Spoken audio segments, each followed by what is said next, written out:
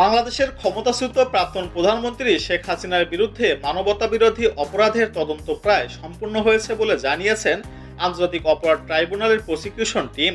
খুব শীঘ্রই এই মামলার চার্জশিট ট্রাইব্যুনালে জমা দেওয়া হবে। আন্তর্জাতিক অপরাধ ট্রাইব্যুনালের প্রধান প্রসিকিউটর মোহাম্মদ তাজুল ইসলাম সাংবাদিকদের জানান, মোট 4টি মামলার তদন্ত শেষ পর্যায়ে রয়েছে। এর মধ্যে একটি মামলায় শেখ হাসিনাকে অভিযুক্ত করা হয়েছে।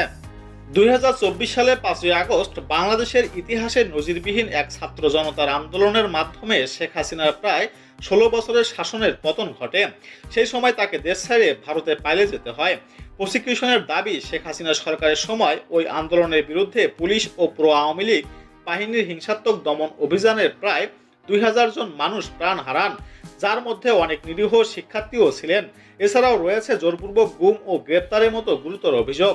শেখ হাসিনা সহ মোট 100